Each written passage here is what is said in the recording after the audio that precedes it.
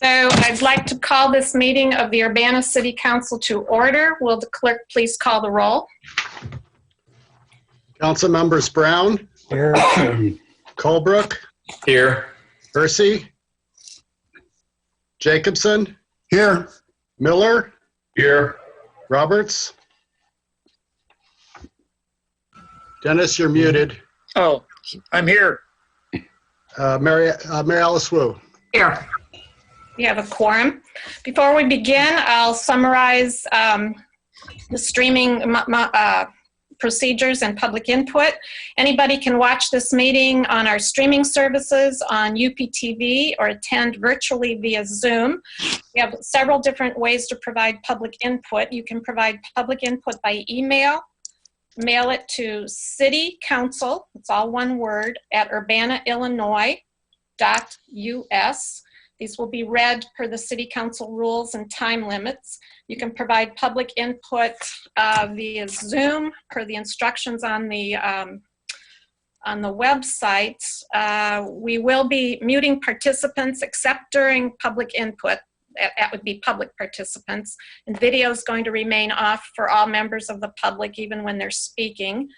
If you want to speak during public input, you'll need to provide your first and last name, and please raise your hand using the option as shown in the participant window.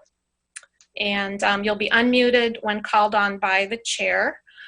You can provide public input by phone by calling the phone number shown in the agenda, which is,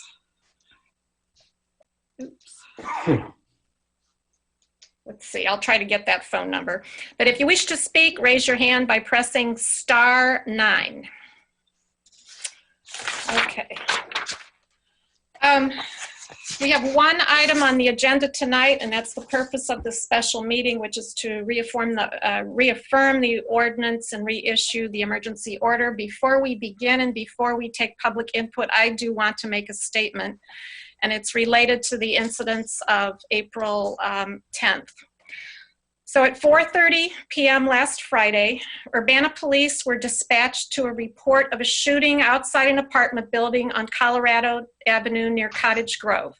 Champaign resident Camarion Busby, Urbana resident Aaliyah Lewis were ultimately taken into custody in relation to this incident. A bystander later posted a video on social media showing a portion of the interaction between police officers and these two individuals. The video on social media is upsetting to watch. Thankfully, it's not the only video we have available to us to understand this incident. There are numerous videos from the squad cars and at least 8 body-worn cameras that will give us the full picture of this incident. At this point, City Administrator Carol Mitten, Human Relations Officer Vasilia Clark, and I have watched close to 2 hours of body camera footage from 4 different police officers, and we've spent several hours meeting with police department leadership. I've received questions from people about what they've seen so far on the bystanders video, and I appreciate those who are waiting to draw conclusions until more information can be provided to you. The public has asked about the tactics employed by police officers to gain control of the situation. Concerns focus on the type of weapons displayed, why some tactics were chosen over others, and the degree of force employed to take Ms. Lewis into custody. You also want to know why the officers weren't wearing protective masks while we were navigating the coronavirus pandemic. These questions and others will be answered, and we'll answer them through the course of the investigation and review of the incident. So here's where we are while the investigation and review is ongoing, and then we're going to address questions and concerns using the following process. So first, I've directed Chief Seraphin to conduct an expedited review of the use of force in this incident, and he'll report findings to the Urbana City Council. When he comes to the council, he'll also address questions regarding weapons used, types of tactics employed when police respond to reports of shots fired. Just for context, out of police get 25,000 to 26,000 calls for service each year that they respond to. and use of force also includes display of a weapon. Use of force is employed to overcome resistance roughly 100 to 150 times out of those 25,000 calls for service. Each of the incidents regarding use of force is reviewed individually, and this, of course, won't be any different. We're continuing to collect all the facts and witness statements related to the incident. We're going to work with authorities to determine how and when body camera footage can be released to the public in order to best answer your questions while protecting the integrity of the pending criminal case. And it's important to remember there is a pending criminal case related to this incident. The body cam footage will provide a more complete picture of the many, many factors that go into decision-making and actions taken during the incident. Now, you may have read in the press release that a loaded gun ultimately was found on Mr. Busby. But after police arrived on the scene, and it was in response to calls for service related to a shooting, they learned that a bullet had gone through the window of a nearby apartment that was occupied at the time. It was a first-floor apartment across the street.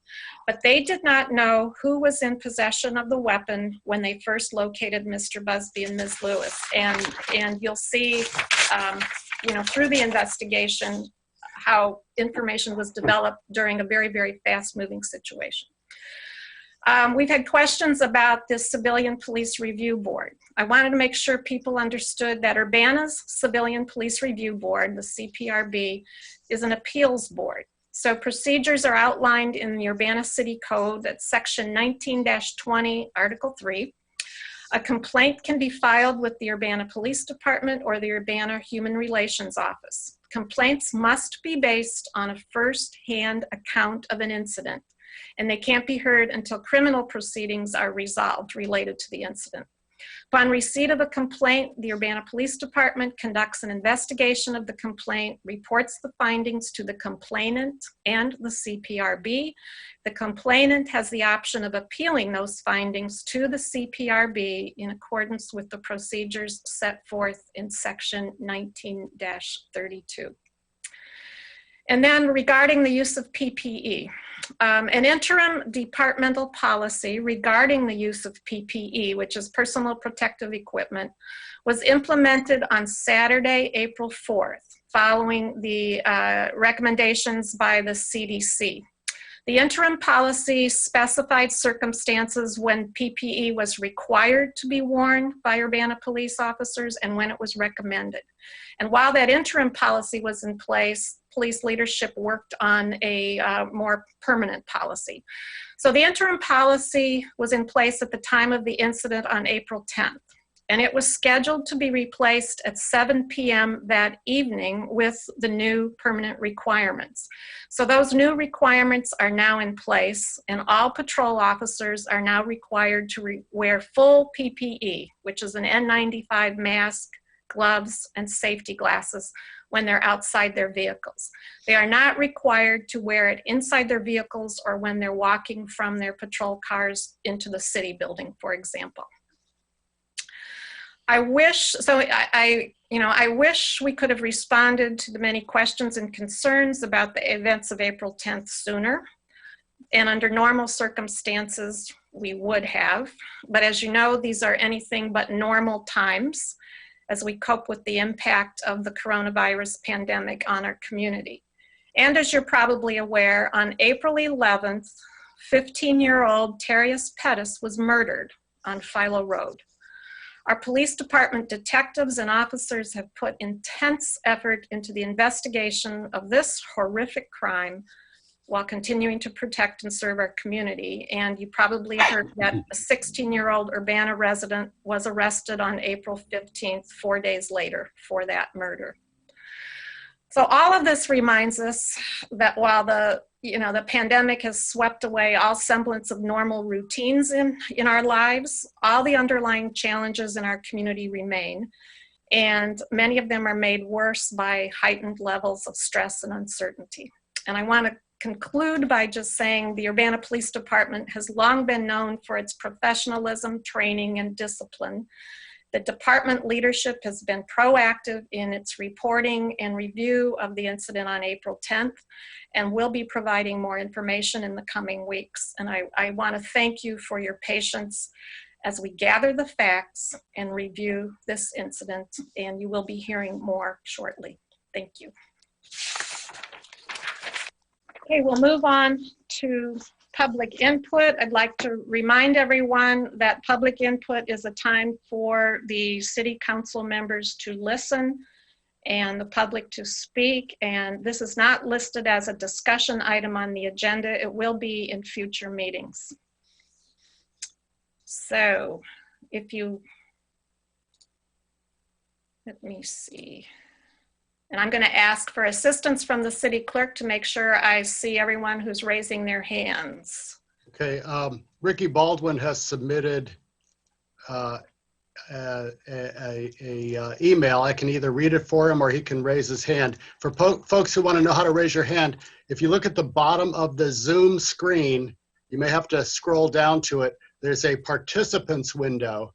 Click the participants window and you should see a list that pops up on your right of the screen, or it doesn't on my PC. And there's a raise hand option there. Would you like to read Mr. Baldwin's statement? Yes, I can. Let me pull Okay. it up.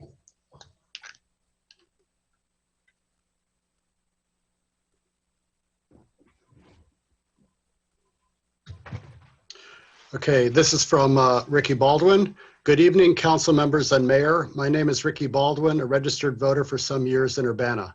I live at 2012 Silver Court West in Urbana currently. I appreciate this opportunity to address you, at least virtually, in these troubling times. I have emailed most of you concerning a deeply disturbing recent incident involving police treatment of an unarmed woman, a video of which I have seen and I suspect most of you have seen. I understand there is or will be an investigation. I hope that the officers involved are on leave pending the outcome, but I wish to address the nature of the investigation from a public policy perspective. To be respectful of your time, I will summarize. 1, many of us are familiar with these investigations from the past and are not satisfied with the past. The usual investigating entities are not what we would consider neutral or unbiased, e.g. the state police or the FBI, who are after all part of the same basic brotherhood of law enforcement officers. 2, the scope of such investigations are typically limited narrowly to the question of whether department policy or law was violated. I understand that these questions must be asked, but as a citizen of Urbana, I expect more.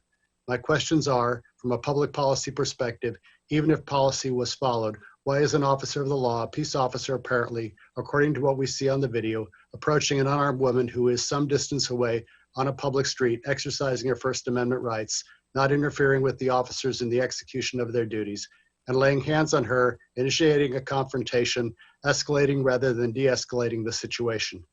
And why, in the course of this confrontation, in which she does not appear to be blameless either, but did not approach or initiate contact with the officer who attacked her, after 3 large men subdued her, had her on the ground, each of them easily had 100 pounds on her, and I can say that because I probably do too. Did one officer feel the need and authority to punch her in the head, which the city had admitted in writing, and another knee her violently in the side? Absent some amazing new revelation of secret weapons or kung fu powers on her part, this behavior we cannot tolerate from representatives of our city. Moreover, why do all these officers appear to be carrying assault rifles? Is this really necessary? These are questions that demand answers and serious problems that demand redress. 3, I know that the police review board in place, which may conduct an investigation, or I hope so, has certain deficits, which I urge you to correct at this time.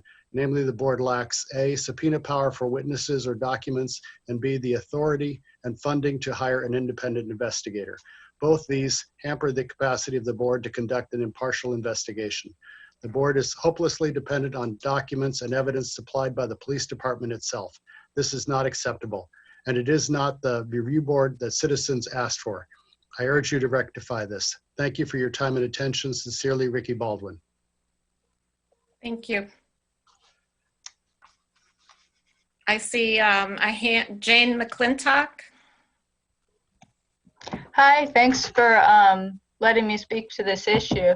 I hope you're all having a good night. I was deeply disturbed when I saw the video, as I trust that you all were.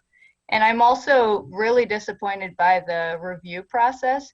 I've been trying to initiate an investigation by the Civilian Review Board of Police. And as the mayor pointed out, it seems like a very sort of broken and meaningless board, if you ask me. I would also like to point out that somewhat to argue against the fact that the ordinance requires that the person be an eyewitness. It seems to require that the person be involved, be at the scene, or be a witness. And I would argue that any of us who've witnessed that video might well qualify as a witness. I would also like to say, I mean, Mr. Baldwin has spoken very well to the disturbing nature of what occurred, but I also think it's disturbing that the police would have made the choice to arrest this woman during the pandemic when there's a huge danger to anyone being in the jail. I would say if we can't get on with the investigation of the police brutality until the criminal investigation with the victim is resolved, then we should drop the charges immediately, because it's ridiculous that she's being held in jail at all, so that we can get on with the investigation of the actual crime that occurred. And with that, I hope you all do the right thing and get us some answers and consequences sooner than later. And Danielle Chenoweth is here too with me on the same computer, so I didn't know if she could jump in and say a few words.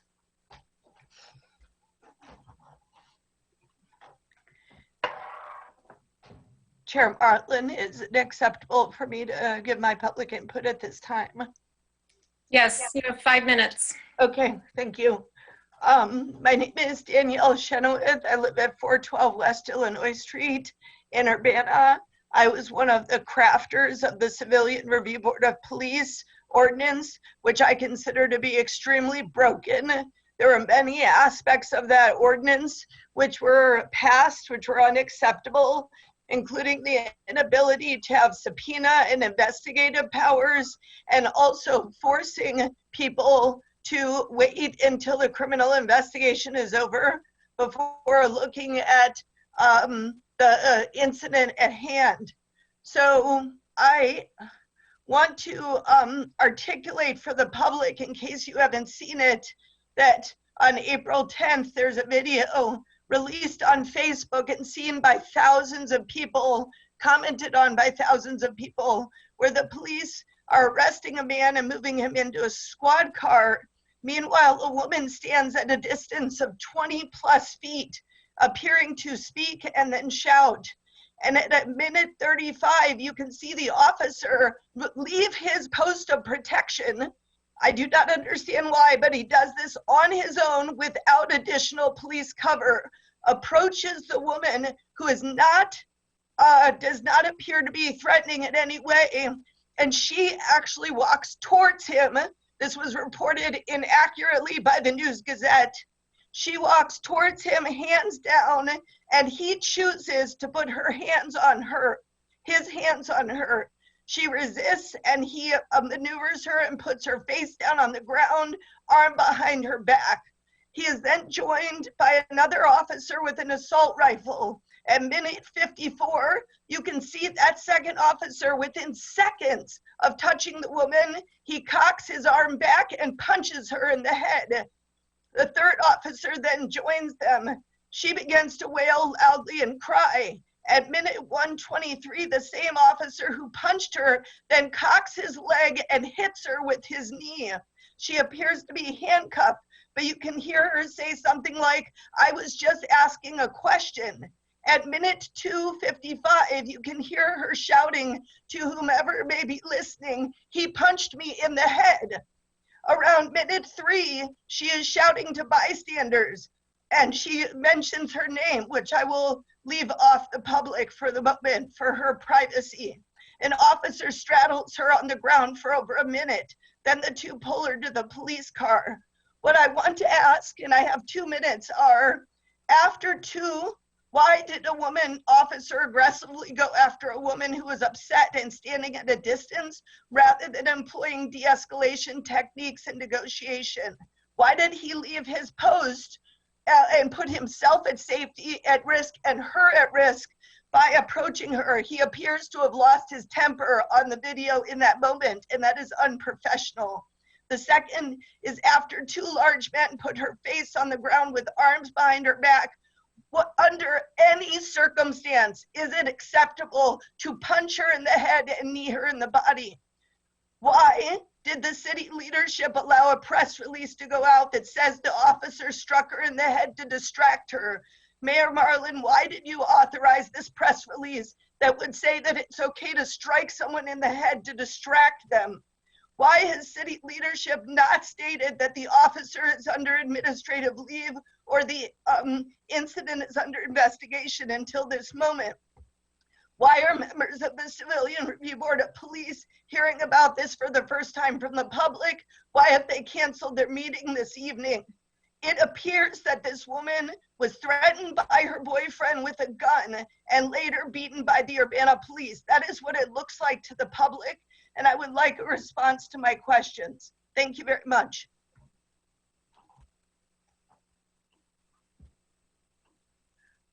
Thank you. And as I said, questions will be addressed in the coming weeks as we develop the complete information. Does anyone else wish to address the Urbana City Council? Okay. We'll move on to the agenda item. I've lost my agenda on my screen. It's the consideration of ordinance number 2020-04-024, which is a reaffirmation of ordinance number 2020-03015, reissuance of the mayor's authority to issue temporary declaration of emergency. Jim Simon? Yes. Little background that led to why you are meeting tonight. I am part of a listserv of municipal attorneys, and on Monday and Tuesday started percolating questions about, do municipal mayor emergency declarations expire, and if so, I mean, other than when they're lifted by one reason or another, and if so, when would they automatically expire? It is, given the fact that Urbana is a home rule unit of government, it is not really crystal clear when they expire. Some have posited they expire at the time of the next regular council meeting after they were issued. Others have posited that they expire in 7 days, and yet others have posited that they expire in 30 days. And a few have indicated that it's not clear, which is frankly my view. When it comes to matters like this, I take a very, very conservative approach because it involves a serious matter, probably one of the most serious matters that have been facing our nation in years. So I felt it appropriate and necessary just to protect the city, you all, and the mayor, to, in essence, reaffirm ordinance, the ordinance you passed last time in March 2020-03-015, by hopefully you adopting this current one, which I just sent out again just before the meeting, 2020-04-024. I also included, when I sent this out about 20 minutes before we all got together here, the draft of the reaffirmation of the mayor's declaration. You all had this on Tuesday when Charlie put it out on the agenda, and the mayor had some clarification she wanted, and she was right. There are parts that were less than clear, and I will apologize for that because since I've been hunkering at home, I've been slammed with all kinds of FOIA requests and other things that I am drafting. And this came up literally at the last minute on Tuesday evening, Tuesday late afternoon. when we got it out. There is one thing that I mentioned to Alderperson Wu about a minute or two before the meeting started, as we all were joining this Zoom meeting. And that is, but I didn't tell her what it was, but I'm going to tell you all what it is.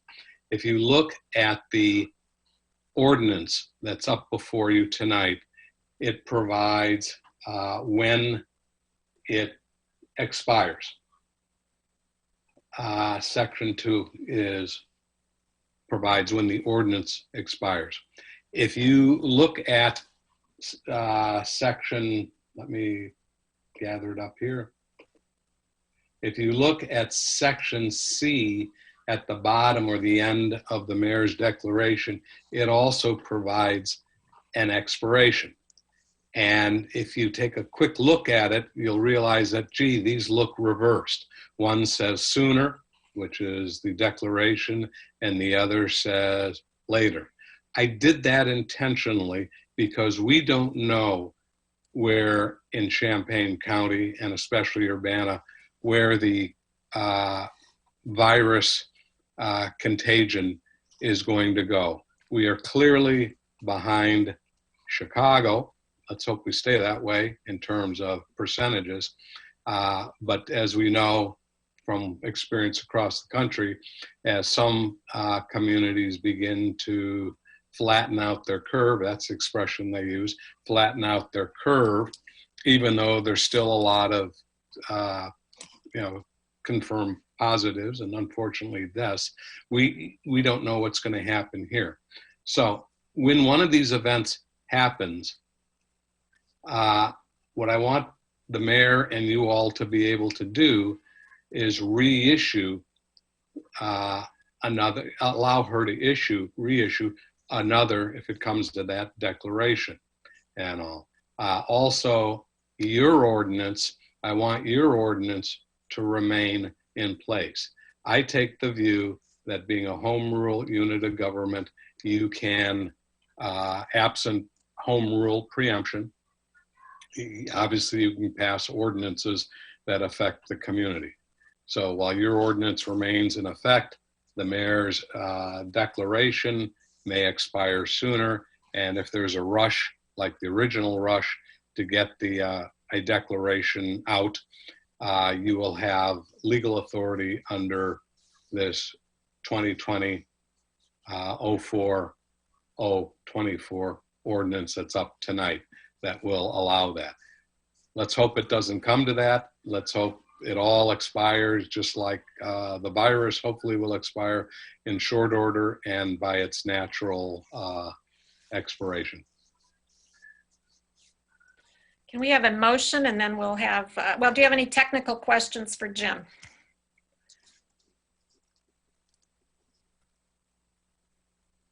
Okay, can we get a motion? I'll make Is that a Dennis? motion that we Okay, approve ordinance number 2020-04-024, reaffirmation of ordinance number 2020-03-015, and reissuance of the mayor's authority to issue temporary declaration of emergency. okay. Is there a second? I'll second it. Seconded by Bill. Dennis, you had a question, and then Mary Alice. Yeah, so just reading it, just not very long before we began our proceeding here, I see that you're extending it, that you say that the original ordinance allowed a 30-day period for which this would be in effect. I don't see that there's a specific date for the ending of this second initiation of the emergency order. Do you intend this to be another 30-day period, or is this until further notice? Are you asking me, Dennis, or the mayor? Jim Brown, yes. Either of you, because I'm just trying to understand what is being proposed tonight. What's being proposed tonight is the ordinance ending in 024. I included the reaffirmation, reissuance of the mayor's temporary declaration of emergency so you would have it. Also because it clarifies the expiration date for that particular order. But the ordinance itself is before you. I assume that the mayor will sign, if you approve the ordinance, I assume the mayor will sign the declaration pursuant to that ordinance sometime tomorrow morning, unless she's swamped with other matters. And I've been told that at least is the plan when, Charlie and she can get together. That information will be put, the time and all will be put at the bottom of the declaration right now where there are blanks. And starting the next day, that'll be the first day of the 30 days. Let's assume the governor doesn't do anything to lift his order in 30 days. Let's say the mayor doesn't lift her declaration sooner than 30 days. And let's assume you all don't repeal either or both of the two ordinances, if you adopt this one tonight, within 30 days. Then the 30 days will expire and a new declaration will have to be reissued or some other form based on. So in about 5 words, what you're telling me is that this is a 30-day extension. It's a as of whatever day she signs it, right? I didn't catch the last one about every day. Say it again, please. I just want to know if this is a 30-day extension or an extension beyond 30 days to some time. It will not. Indefinite. Yeah, if none of the other things happen, it will expire in 30 days. That's all I needed to know. Thank Good. you. Thank you. Mary Alice. Yeah, so Dennis asked basically what my question was in regards to section C on this. Just to kind of reiterate, it sounds to me like this grants the mayor the ability to continually reissue this declaration of emergency for 30 days, unless those 3 other things happen. Any one of those 3 other things. Right, any one of those 3 other things Yes. happen. And so if the order, if there is a declaration, if there's a continuation, a reissuance of the declaration order, and the city council says, all right, it's time for us to lift it, and we vote for that, then we basically overwrite that 30 days that's left on that. Is that correct?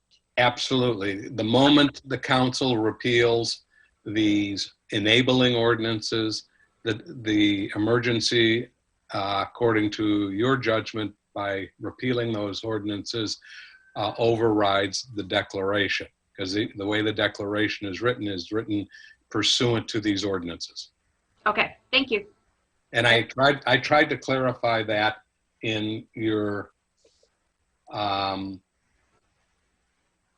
in the ordinance itself. I have a notwithstanding in there, I believe. Yes, on section 2 of the ordinance, it says notwithstanding, essentially, you have the right to repeal, which of course you do anyway. I didn't have to state it, but I wanted you all to know that, and that's why I put it in there, and I want the public to know that too. All right, thank you very much. Eric. I wonder if it would be possible to amend the period that this extension is for, so that when it is next due to be reinstituted, that it comes on a normal city council meeting night, so that we don't have to have a special meeting. Legally, you can amend it as you see fit. And what I would do is make the change and get it to the mayor either later this evening or first thing in the morning. But yes, you certainly can do that. So I'm going to just look at my calendar and try to figure out what would be a meeting night that would be as close to 30 days as possible. So that could be, for example, the reauthorization could come to you on May 23rd. That would be a Monday meeting. And that would be a little bit more than 30 days. It would be, so if either the date could go in or. May 23rd is a Saturday, Eric. Yeah. May 23rd? Yeah, May 23rd is a Saturday. Oh, I'm so sorry. I mean May 18th. May 18th. May 18th would be very close to 30 days. It would be like 32 days. I didn't think we needed to reauthorize anything. Well, that's what we're doing now, isn't it? I mean, once we do this, it's up to the mayor to do it every 30 days, right? Right. Ah, I see. Okay, so That's so the way then it's the burden shifts. So now the mayor can do it automatically unless we stop her. Or unless the governor repeals, or lifts, or terminates his emergency orders. But let's make it happen. Let's make the next time that would happen, if possible, be on an ordinary council meeting night, for example, May 18th. So if the mayor decides at that point, hey, I'm going to redo this, I'm going to reinstitute it, that would come in the agenda the previous Thursday. And I'm very confident that we'd say, great, that's fine. But that would be sort of an orderly process and would fit in with our schedule. Would you like to state that in the form of an amendment? Uh, Well, we don't have a motion yet, do we? We have a motion on the floor. Yes. Would you like to amend the motion? Yes, if I can. If I could jump in. Yes, Yes. Charlie. I thought the purpose of the new sections that Jim has added was to avoid having to have a meeting, an extra meeting, but also that since two council members or can request an item beyond the agenda, we don't even need to amend it. They can simply, they can make the request right now, and I'll make sure that it's on the agenda for May 18th. So a review of any reissuance. So there really is no need to do an amendment. That procedure would definitely satisfy me because I have 100% confidence that you'll do that. So I would be willing to be the second person to suggest that the item appear on the May 18th agenda. Okay, we'll do that. Can I have a question before we take any vote? I raised my hand. Yes, Dennis. So, all right, I just want to say that I think it's fine that you're extending the emergency period ordinance. I don't mind that at all. But I think it's wise for the council and for the public to have a chance to vote on or discuss and vote on approval of that as well. I think that every time that we do an extension, I think that you should have the city council supporting it as well. So we're talking about putting it on the agenda the next time this would be useful to come up. And I'm hoping that it wasn't clear to me that this process required any of our meeting to confirm your decision, which we did the first time we initiated this emergency proclamation. So I want to be clear that the city council will be asked to affirm it in the future every time we ask for it. And I don't think we're going to be in disagreement about it, but I think it's due process that's important. And as Jim noted, nothing is clear in this time, so we're acting out of an abundance of caution on this one, but having your input and approval is good. So Thank you. So we can count on it that we'll be asked to approve it after you've decided that you need to extend it. And we may, and in another month, we may know a lot more than we do now. Well, things can change, and perhaps we'll be talking about returning to normalcy if we're really lucky, but we don't know that's going to be happening. Things change about 50 times a day these days, so you can count on it to change. All right. I just like the process. I think it's a very important process for the council to be supporting the decisions Thank as you. they come up. Thank you. Is there another hand? Did I see a blue hand waving? I was just going to note that Councilmember Hersey joined us. Hi, Sharice, you're muted. Yeah, I'm here. Okay. Sorry, nice. I thought it was 7 and it's at 6. Just in time for the vote. Are we ready to vote? Any other discussion? Will the clerk please call the roll? Councilmembers Brown, Yes. Colebrook, Yes. Hersey, Yes. Jacobson, Yes. Miller, Yes. Roberts, Yes. and Wu. Yes. That motion passes. Thank you for coming in on a Thursday. And with no further business before the council, the meeting is adjourned.